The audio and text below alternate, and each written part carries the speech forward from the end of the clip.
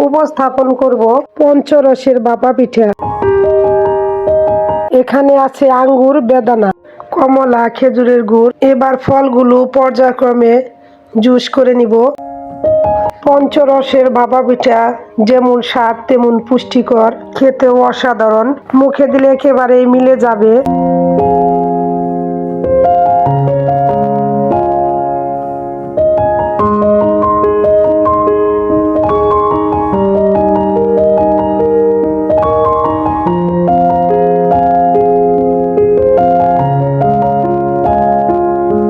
3 পিরিচ ভেজা গুড়ি নিয়ে নিব, দিয়ে দিব স্বাদ মতো লবণ।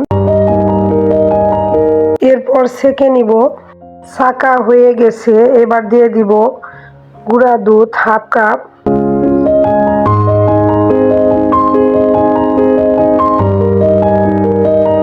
এরপর পঞ্চরস দিয়ে অল্প অল্প করে জুস দিয়ে ব্যাটার তৈরি করব, যাতে কম বেশি না হয়।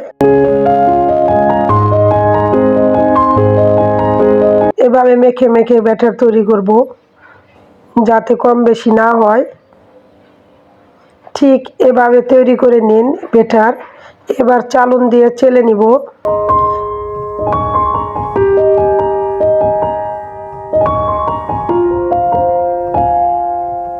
প্যানে একটি ছাঁকনি দিয়ে বসিয়ে দিব।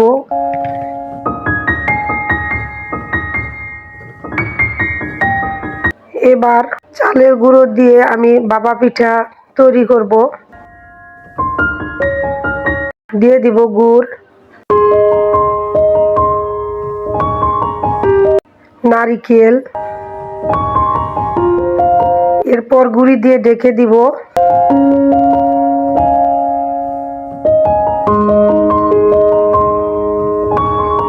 তারপর দিয়ে দিব গুড়, নারিকেল, আবার ঢেকে দিব।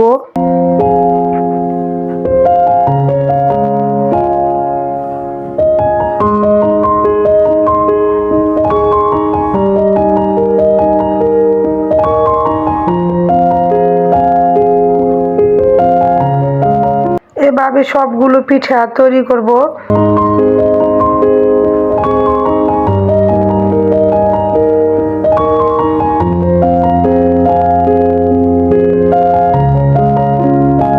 আগে দুটি পিঠা তৈরি করে ভাপে দিয়ে দিছি, এবার আরেকটি পিঠে ভাপে দিয়ে দিব।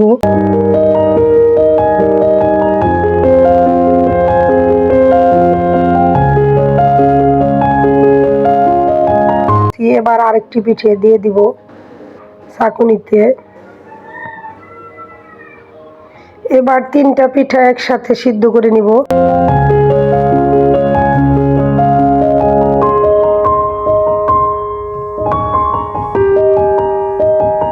সিদ্ধ হয়ে গেছে, এবার তুলে নিব।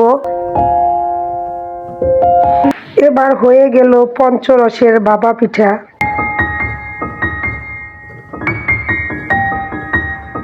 কত সফট তুলতুলে হয়ে গেছে।